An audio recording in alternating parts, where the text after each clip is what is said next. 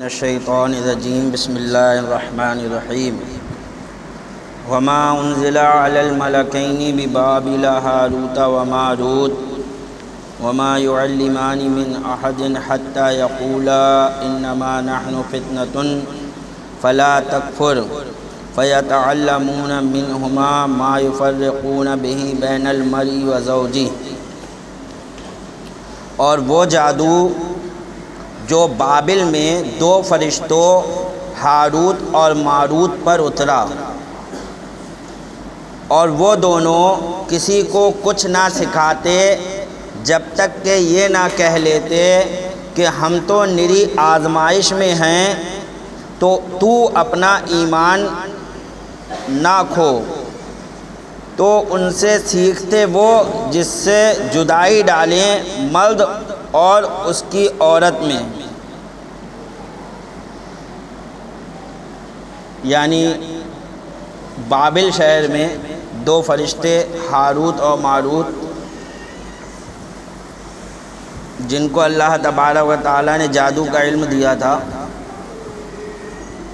اور وہ کسی کو یہ جادو نہیں سکھاتے مگر یہ کہہ دیتے کہ ہم تو آزمائش میں ہیں، تو تم اپنا ایمان نہ کھو۔ لیکن سمجھانے کے باوجود بھی لوگ ان سے سیکھتے، اور کیا سیکھتے؟ فرماتا ہے اللہ تعالیٰ وہ جس سے جدائی ڈالیں مرد اور اس کی عورت میں۔ یہاں پہلے تھوڑا سا جادو کا علاج بتا رہے ہیں کہ اگر کسی پر جادو ہو جائے تو یہ کچھ مجرب عمل ہیں، ان کو کرے گا تو انشاءاللہ تعالیٰ اسے کامیابی ملے گی، اس کا جادو ختم ہو جائے گا۔ جو شخص جادو کے باعث عورت پر قادر نہ ہو سکے، یعنی اس پر ایسا جادو کرا دیا کہ وہ نامرد ہو گیا، کہنا جو شخص جادو کے باعث عورت پر قادر نہ ہو سکے وہ باس کی آگ میں جوڑ والا بسولہ گرم کرے یہاں تک کہ وہ سرخ ہو جاوے، پھر آگ سے نکال کر اس پر پیشاب کر دے۔ روح البیان نے یہ عمل بتایا اور یہ بہت مجرب عمل ہے۔ شامی نے باب العین میں فرمایا کہ ایسے شخص کو چاہیے کہ بیری کے ساتھ سبز پتے پیس کر پانی میں گھول لے، وہ پانی کچھ تو پی لے اور باقی پانی سے غسل کرے۔ جو شخص روزانہ صبح کو 7 عجوہ چھوارے کھا لیا کرے اس پر جادو اثر نہ کرے گا۔ عجوہ لیکن ملنا بہت مشکل ہے، مل جاتے ہیں تو اچھی بات ہے، اصلی مل گئے اگر تو 7 عجوہ کھجورے روز کھا لے تو کوئی اس پر کتنا ہی جادو کرے اس کے اوپر جادو اثر ہی نہیں کرے گا۔ جو شخص آیت الکرسی پڑھ کر ہاتھوں پر دم کرے اور سارے جسم پر ہاتھ پھیرے وہ بھی انشاءاللہ جادو سے محفوظ رہے گا۔ یہ تو آسان ہے، لیکن اس کا آدمی کرتا نہیں ہے۔ صبح کو اٹھے تو 3 مرتبہ آیت الکرسی پڑھ کر اپنے پورے جسم پر ہاتھ پھیر لے، ایسے ہی رات کو جب سوئے بستر پر تو پڑھ کے پورے جسم پر ہاتھ پھیر لے، یہ اپنا عمل بنا لے تو انشاءاللہ تعالی جادو سے محفوظ رہے گا۔ جو شخص 15 شعبان کو رات یعنی شب برات کو بعد مغرب غسل کرے وہ بھی انشاءاللہ جادو سے محفوظ رہے گا۔ جس شخص کو جادو ہو گیا ہو وہ دریا کے بیچ دھار کے پانی سے گھڑا بھر کر لائے اور اس پر سورہ فلق اور سورہ ناس 11 بار پڑھ کر دم کر کے اس سے غسل کرے، انشاءاللہ صحت ہوگی، مگر یہ پانی بہنے نہ دے بلکہ کسی گڑھے میں کھڑے ہو کر غسل کرے جس سے پانی وہاں جمع ہو جاوے، بعد میں دفن کر دے، وہ پانی بہنا نہیں چاہیے۔ یہ تھوڑے سے جو ہے علاج بتا دیا۔ خلاصہ تفسیر، اب تفسیر کا خلاصہ، ان یہود نے اللہ کی کتابیں چھوڑ دیں اور شیاطین کے سکھائے ہوئے جادو پر عمل کیا، اور جو ہاروت و ماروت فرشتوں سے سیکھا اس کے پیچھے لگ گئے، حالانکہ یہ فرشتے جادو سکھانے میں اتنی احتیاط کرتے ہیں کہ کسی کو فوراً نہیں بتا دیتے، بلکہ اولاً اس کو منع کرتے ہیں کہ ہم رب کی طرف سے آزمائش میں ہیں، تو تو جادو سیکھ کر کفر نہ کر، جب وہ باز نہ آتا تب کہیں تعلیم دیتے ہیں۔ ان کو چاہیے تھا کہ اس نصیحت سے ہی سبق لے لیتے اور اس کام میں مشغول نہ ہوتے، اور پھر جادو سے کرتے بھی کیا ہیں؟ ایذا رسانی، تکلیف پہنچانی، زوجین کو آپس میں جدا کرنا، مرد کو عورت کے قابل نہ رکھنا، یہ باتیں محض ضرر ہیں۔ اب ہاروت اور ماروت ان دو فرشتوں کا قصہ کہ کس طرح جو ہے یہ جادو سکھاتے ہیں اور آخر کیا ہوا تھا، تفسیر عزیزی وغیرہ نے بحوالہ ابن جریر اور ابن ابی حاتم اور حاکم و دیگر تفاسیر نے حضرت ابن عباس و علی مرتضیٰ و عبداللہ ابن مجاہد رضی اللہ تعالی عنہم اجمعین سے بیان کیا کہ حضرت ادریس علیہ السلام کے زمانے میں انسان بہت بدعمل ہو گئے۔ فرشتوں نے بارگاہ الہی میں عرض کیا کہ مولا انسان بہت بدکار ہے۔ خیال رہے کہ فرشتوں نے پیدائش آدم علیہ السلام سے پہلے اپنا استحقاق خلافت بیان کیا، وَنَحْنُ نُسَبِّحُ بِحَمْدِكَ۔ جب آدم علیہ السلام کو اللہ تعالیٰ بنا رہا تھا تو فرشتوں نے کہا کہ ہم تیری تسبیح بیان کرتے ہیں، تو آدم علیہ السلام کو کیوں بنا رہا ہے؟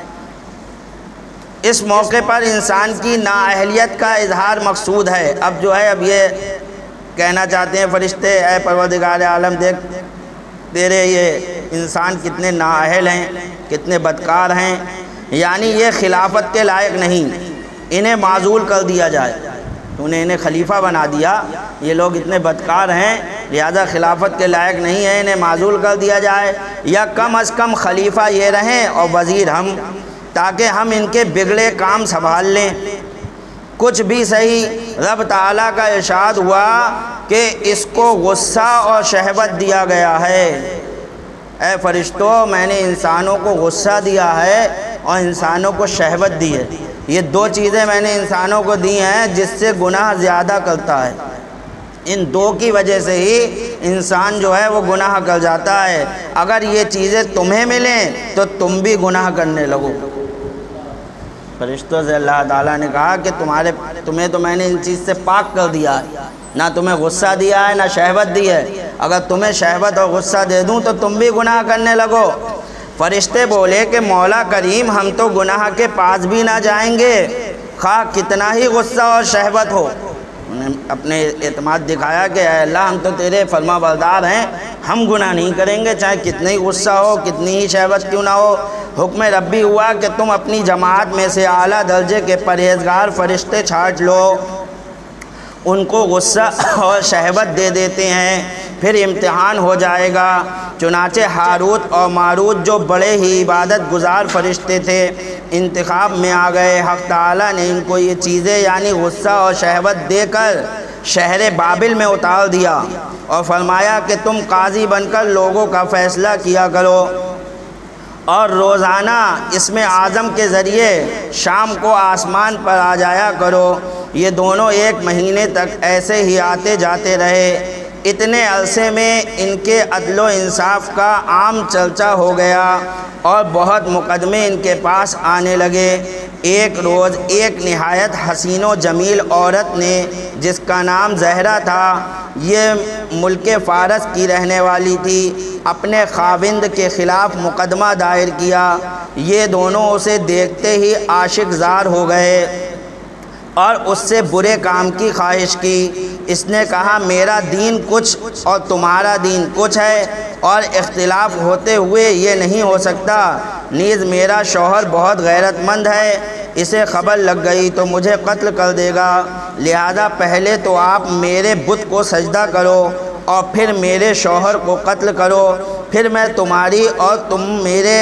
انہوں نے انکار کیا تو انہوں نے جب یہ سنا تو منع کر دیا فرشتوں نے کہ ہم ایسا ہرگز نہیں کریں گے کہ ہم بت کو سجدہ کریں۔ وہ چلی گئی مگر ان کے دل میں اس کے عشق کی آگ بھڑک گئی۔ آخر اسے پیغام بھیجا کہ ہم تیرے گھر آنا چاہتے ہیں۔ اس نے کیلا بھیجا سر اور آنکھوں پر، یہ دونوں اس کے گھر پہنچے۔ اس نے اپنے کو آراستہ کیا اور بولی کہ یا تو آپ لوگ مجھے اسم اعظم سکھا دیں یا بت کو سجدہ کریں۔ یا شوہر کو قتل کریں یا شراب پی لیں۔ 4 باتیں رکھی کہ ان چاروں میں سے ایک کام کرو تو میں راضی ہوں، یا تو وہ اسم اعظم جو آپ کو معلوم ہے وہ مجھے سکھا دو، یا میرے بت کو سجدہ کر دو، یا میرے شوہر کو قتل کرو، یا شراب پی لو۔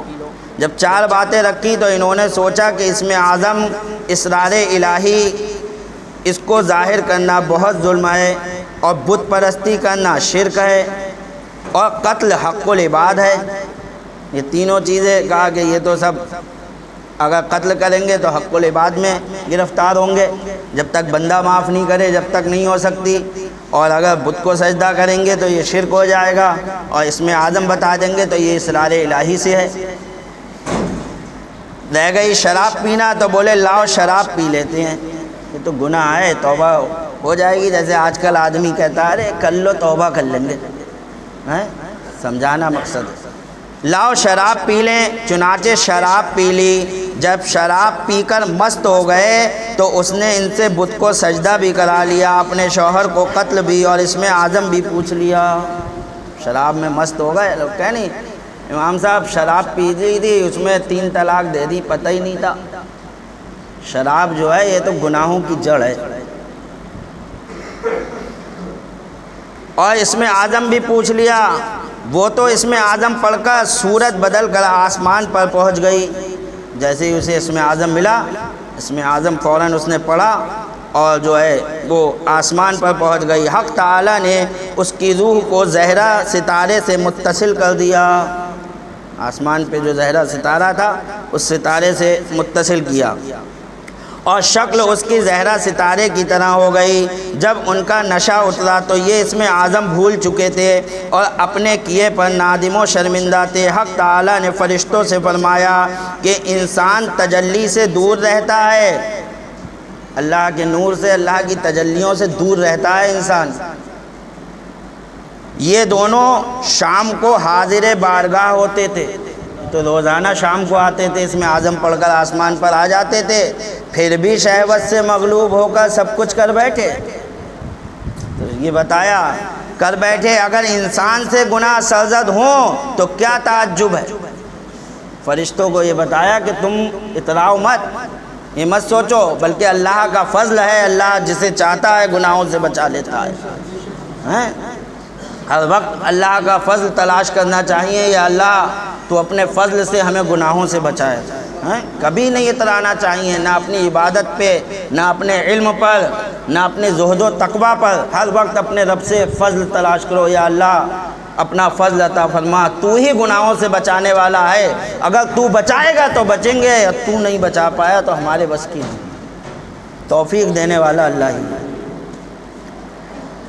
تو کیا تعجب ہے، تمام فرشتوں نے اپنی خطا کا اقرار کیا اور زمین والوں پر بجائے لعن طعن کرنے کے ان کے لیے دعائے مغفرت کرنے لگے۔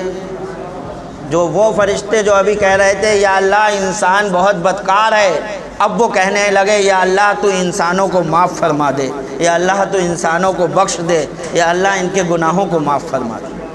اب وہی فرشتے جو ہے تو استغفار کرنے لگے، مغفرت طلب کرنے لگے انسانوں کے لیے، یا اللہ تو ان انسانوں کی مغفرت فرما۔ قرآن فرماتا ہے والملائکۃ یسبحون بحمد ربہم ویستغفرون لمن فی الارض۔ پھر یہ دونوں حضرت ادریس کی بارگاہ میں حاضر ہو کر شفاعت کے طالب ہوئے، آپ نے ان کے حق میں دعائے مغفرت کی۔ بہت روز کے بعد حکم الہی آیا کہ ان کو اختیار دیجئے کہ یہ یا تو دنیاوی عذاب قبول کر لیں یا آخرت کا۔ نبی کی بارگاہ میں پہنچے، کہا ہماری جو ہے مغفرت کے لیے دعا کیجئے۔ حضرت ادریس تو فرشتوں کو بھی جو ہے نبی کے وسیلے کی ضرورت ہے، اور یہ وہاں بھی نبی کے وسیلے سے بھاگتا ہے، کہتا ہے ہم ڈائریکٹ پہنچ جائیں گے۔ وہ فرشتے ہو کر حضرت ادریس کی بارگاہ میں آ رہے ہیں، جو مقرب فرشتے تھے آسمان پر جاتے تھے، لیکن وہ جا رہے ہیں جب گناہ گار ہو گئے تو وہ جا رہے ہیں نبی کی بارگاہ میں کہ نبی کا وسیلہ لیں گے تو ہماری دعا قبول ہوگی، اور یہ وہاں بھی کہتا ہے ہم ڈائریکٹ پہنچ جائیں گے۔ تو حضرت ادریس علیہ السلام نے دعا کی تو رب کی طرف سے حکم آیا کہ انہیں اختیار دیجئے کہ یا تو آخرت کا عذاب لے لیں یا دنیا کا، ایک لے لیں۔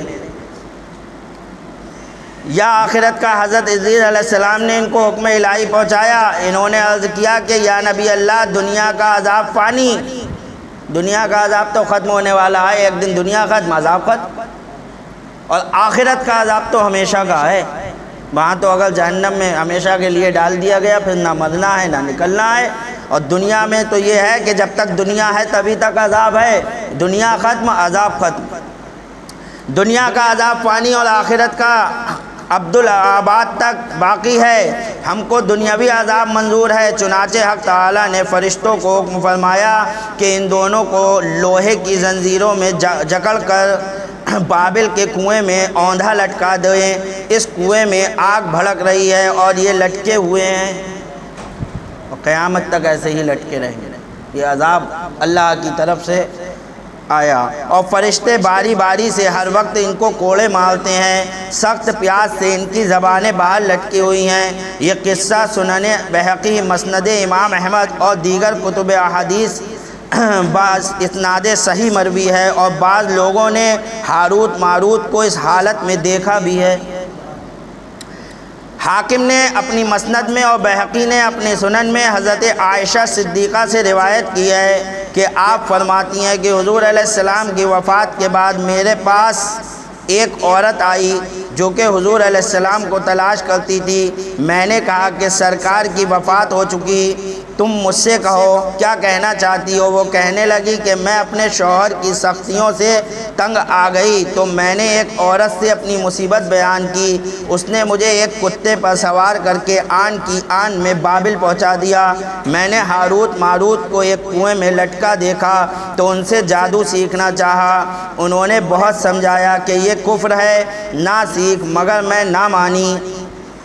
آخر کار انہوں نے مجھ سے فرمایا کہ اس تنور میں پیشاب کر کے آ۔ میں نے جب اس میں پیشاب کیا تو دیکھا کہ ایک نورانی سوار میرے بدن سے نکلا اور آسمان کی طرف اڑ کر غائب ہو گیا۔ میں ان سے آ کر یہ ماجرا بیان کیا، انہوں نے فرمایا کہ یہ تیرا ایمان تھا۔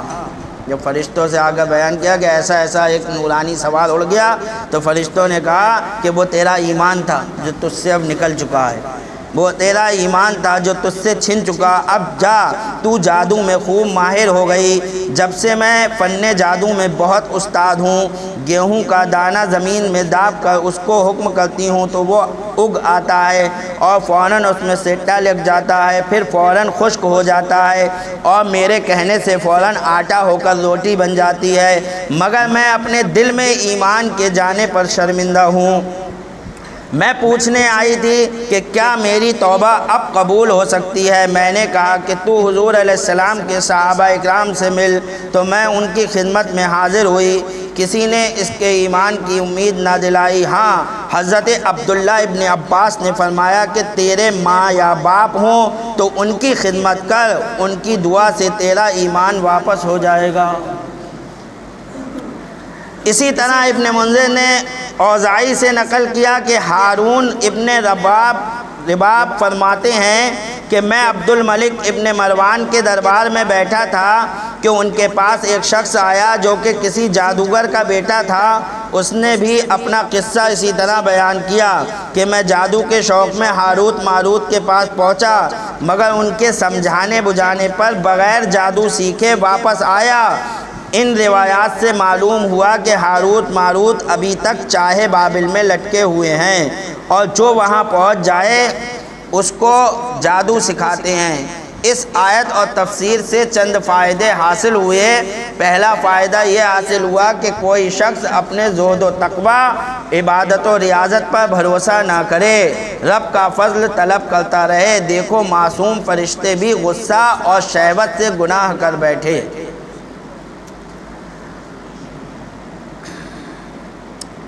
قصہ ہاروت ماروت پر اب یہاں چند اعتراضات بھی ہیں، اس قصے پر چند اعتراضات ہیں۔ کہنا ہے اس قصے میں بہت لوگوں کو بڑے بڑے اعتراضات پیش آئے، یہاں تک کہ حضرت امام فخر الدین رازی رحمۃ اللہ تعالی علیہ نے قصہ زہرہ وغیرہ کا انکار کیا۔ امام فخر الدین رازی نے انکار کہا کہ ایسا کچھ نہیں ہے کہ زہرہ جو تھی وہ تارہ بن گئی، یہ نہیں ہے، انکار کیا اور فرمایا کہ یہ احادیث اصول اسلام کے خلاف ہیں، لہذا قابل قبول نہیں۔ بعض مفسرین نے ہاروت و ماروت کے فرشتہ ہونے ہی کا انکار کر دیا، مگر حق یہ ہے کہ یہ تمام واقعہ بالکل صحیح ہے۔ انکار کیا ہے لیکن حق یہی ہے کہ یہ واقعہ بالکل صحیح ہے۔ عقلی دلائل سے احادیث کا رد نہیں کیا جا سکتا۔ جب حدیث سے ثابت ہے تو آپ عقلی دلائل سے حدیث کا رد نہیں کر سکتے ہو، آپ کو حدیث ہی لانی ہوگی۔ بلکہ ضروری ہے کہ شبہات دور کیے جاویں، ورنہ بظاہر حضرت یوسف و حضرت داؤد کا قصہ بھی خلاف اسلام معلوم ہوتا ہے، تو جیسے ان قصوں سے اعتراضات اٹھائے جاتے ہیں اسی طرح اس سے بھی اٹھائے جاویں۔ اب ہم ان مفسرین وغیرہ کے سوالات ما جوابات عرض کرتے ہیں، ان میں اکثر جوابات تفسیر عزیزی سے حاصل ہوئے ہیں اور بعض ہمارے اپنے ہیں، رب تبارک و تعالیٰ قبول فرمائے۔ پہلا اعتراض، رب نے جادو کی تعلیم کیوں دلائی؟ اس میں کیا حکمت ہے؟ جادو جبکہ کفر ہے تو اس کی تعلیم فرشتوں کے ذریعے اللہ تعالیٰ نے کیوں دلائی؟ اس میں کیا حکمت ہے؟ خراب چیز کا روکنا ضروری ہے، نہ کہ شائع کرنا۔ تو اس کا جواب دے رہے ہیں، اس وقت بابل میں پہلے ہی سے جادو کا چرچا تھا، جہلا جادو اور معجزے میں فرق نہ کر سکتے تھے۔ وہ جادو اور معجزے کو ایک ہی چیز سمجھتے تھے، تو جو نبی کرتے تھے وہ معجزہ نہیں، وہ یہی کہتے تھے یہ جادو ہے۔ کوئی بھی نبی آتا کوئی چیز دکھاتا تو کہتے یہ جادو ہے۔ تو جادو اور معجزے میں ان کو فرق ہی نہیں تھا، انبیاء اور جادوگر کو یکساں سمجھتے تھے۔ رب تعالیٰ نے 2 فرشتے بھیج کر جادو دکھا کر اس میں اور معجزے میں فرق دکھا دیا کہ دیکھو جادو اسے کہتے ہیں اور معجزہ یہ ہے۔ جادو اس طریقے سے سیکھا جاتا ہے اور معجزہ جو ہے نبی ویسے ہی لے کر آتا ہے۔ تو اس وجہ سے جادو بتایا گیا کہ دیکھ لو جادو اور معجزے میں فرق ہے یا نہیں ہے۔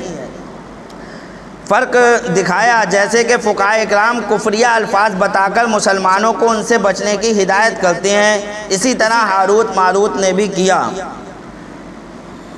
اور اعتراض کہ شیاطین نے جادو سکھایا تو کافر ہوئے، اور ہاروت ماروت فرشتوں نے سکھایا تو وہ کافر کیوں نہ ہوئے؟ یہ بھی ایک اعتراض ہے کہ شیاطین سکھا رہے ہیں تو وہ کافر ہو رہے ہیں، اور ہاروت ماروت سکھا رہے ہیں وہ کافر کیوں نہیں ہوئے؟ تو شیطان نے عمل کرنے کے لیے رغبت دیتے ہوئے سکھایا اور انہوں نے بچنے کے لیے ہدایت کرتے ہوئے سکھایا۔ فرق ہے دونوں کے سکھانے میں۔ شیطان سکھاتا تھا عمل کرنے کے لیے کہ سیکھو اور بالکل اس میں عمل کرو، اور یہ سکھاتے تھے بتانے کے لیے کہ دیکھو یہ ہے جادو اور یہ ہے معجزہ، دونوں میں فرق سیکھو۔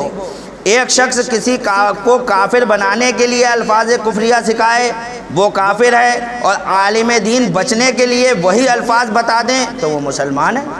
لفظ وہی ہے لیکن کسی کو کافر بنانے کے لیے بلواؤ تو کافر ہو جاؤ گے خود بھی اور وہ بھی، اور اگر بچانے کے لیے بتا دو کہ بھئی یہ الفاظ کفر ہیں آئندہ مت کہنا، تو جو ہے اس سے کفر نہیں ہوتا ہے۔ فرشتے معصوم ہیں، رب تعالیٰ فرماتا ہے یعصون اللہ ما امرہم ویفعلون ما یؤمرون۔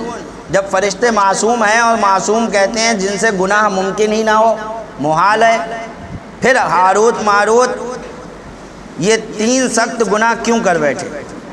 جب معصوم ہیں، اور معصوم کہتے ہی اسے ہیں کہ جس سے گناہ ہو ہی نہیں سکتا، تو پھر فرشتے یہ گناہ کیوں کر بیٹھے؟ یہ تو قرآن کے خلاف ہے۔ تو اس کا جواب ہے جب یہ دونوں شکلیں انسانی میں آ گئے اور ان میں غصہ اور شہوت پیدا کر دیا گیا تو ان میں فرشتوں کی صفات نہ رہی، ان میں آ گئی۔ فرشتے جب تک تھے، جب تک معصوم تھے، اور جیسے ہی انسانی شکل میں آئے فرشتوں کی صفت ختم ہو گئی، انسانی صفت ان میں آ گئی تو اب یہ معصوم نہ رہے۔ فرشتہ رہ کر معصوم، نہ کہ انسانی خاص پا کر بھی۔ دیکھو حضرات انبیاء بشر ہیں، اور بشر طبعاً معصوم نہیں، مگر جب رب تعالیٰ ان کے غصے اور شہوت کی اصلاح فرما دیتا ہے تو یہ معصوم بن جاتے ہیں۔ غرض کے غصہ والا اصلاح سے معصوم، اور معصوم غصہ پا کر غیر معصوم ہو سکتا ہے۔ خلاصہ یہ ہے کہ جب فرشتے انسانی شکل میں ہوں گے تو ان پر انسانی عوارض جاری ہوں گے، اگرچہ ان کی حقیقت نور ہی ہوگی۔ جب ان تک کوئی پہنچتا ہی نہیں تو ان سے جادو کیسے سیکھتے ہیں؟ اولاً تو ان تک عام مخلوق پہنچ جاتی تھی کیونکہ وہ عشاءت سحر کا وقت تھا، پھر رفتہ رفتہ یہ کام بند ہوتا رہا۔ صحابہ اکرام کے زمانے میں بھی بعض لوگ وہاں پہنچے، مگر اب شیاطین تو وہاں پہنچ جاتے ہیں مگر انسان نہیں پہنچتے۔ اب شیاطین پہنچ جاتے ہیں لیکن انسان اس جگہ تک نہیں پہنچتے، جیسا کہ روایت میں آیا ہے کہ ہر سال بعض جن ان سے جادو سیکھتے ہیں۔ ایک اعتراض اور ہے کہ یہ کیوں کر ممکن ہے کہ ایک عورت تارا بن کر آسمان پر چڑھ جائے؟ یہ سوال جس پہ امام فخر الدین رازی نے اعتراض کیا کہ یہ کیوں کر ممکن ہے کہ ایک عورت تارا بن کر آسمان پر چڑھ جائے، تو اس کا جواب ہے آدمی کا بدن مر کر مٹی بن جاتا ہے، انسانی روح مر کر آسمان میں جاتی ہے۔ جب بدن مٹی بن سکتا ہے تو تارے کی شکل بھی بن سکتا ہے۔ اللہ اس پر قادر ہے، جو چاہے بنا دے۔ اس میں شکل کی تبدیلی ہے، کوئی تعجب نہیں۔ زہرہ تارہ تو پہلے ہی سے موجود تھا۔ پھر ایک اعتراض کہ زہرہ تارہ جو ہے وہ تو پہلے سے موجود تھا، اگر یہ عورت تارہ بن کر وہاں پہنچی تو چاہیے تھا کہ ادریس علیہ السلام سے پہلے یہ تارہ نہ ہوتا۔ اس کا جواب یہ ہے کہ اس کا مطلب یہ نہیں ہے کہ زہرہ تارہ وہ عورت ہے، بلکہ یہ تارہ تو پہلے سے موجود تھا، اس وقت اس عورت کا تعلق اس تارے سے ہو گیا۔ یہ عورت وہاں پہنچ کر اس تارے میں شامل ہو گئی، ایسا نہیں ہے کہ وہی عورت تارہ بن گئی بلکہ وہ اس تارے میں شامل ہو گئی۔ بعض روحیں جنت میں اور بعض روحیں دوزخ میں اور بعض چاہے زمزم میں رہتی ہیں، اس عورت کی روح زہرہ تارے میں رہتی ہے۔ شہداء سبز پرندے کی شکل میں جنت میں سیر کرتے ہیں، یہ اس تارے کی شکل میں آسمان کی سیر کرتی ہے، اس میں کوئی خلاف شرع بات نہیں ہے۔ ایک اعتراض اور کہ زہرہ عورت کافرہ فاجرہ تھی، اس کو تارے میں رہنے کی عزت کیوں ملی؟ جب وہ کافر تھی تو پھر اس کو اللہ نے یہ عزت کیوں بخشی؟ اس کا جواب کیا ہے؟ کافر کی جگہ جہنم ہے نہ کہ تارا۔ تو اس کا جواب ہے کہ اسم اعظم پڑھ کر مومنہ ہو گئی۔ جب اس نے اسم اعظم سیکھ لیا تو اس کو پڑھ کر وہ مسلمان ہو گئی اور اس کے سارے گناہ معاف ہو گئے، جیسے کہ 100 برس کا کافر بدکار کلمہ طیبہ پڑھ کر مومن بن جاتا ہے۔ پھر اسی اسم اعظم کے طفیل اس نے یہ دعا کی جو کہ قبول ہوئی اور وہ تارے میں رہنے لگی۔ ہاروت ماروت اسم اعظم کیسے بھول گئے؟ گناہ یا کفر سے کبھی حافظہ کمزور ہو جاتا ہے اور علم بھول جاتا ہے، دماغ سے خون نکل جانے پر نسیان کی بیماری ہو جاتی ہے، اگر ایمان نکل جانے پر یہ مرض ہو جائے تو کیا تعجب ہے نہیں؟ تو اللہ تعالیٰ نے ان کو یہ بھلا دیا، تو پتہ چلا یہ واقعہ اپنی جگہ صحیح ہے اور اس پر جتنے اعتراضات ہیں ان کے جوابات دے دیے گئے۔ واقعہ کو کوئی یہ کہے کہ یہ واقعہ ہی نہیں پیش آیا تو یہ اس کی غلطی ہے۔ وما علینا الا البلاغ، سنت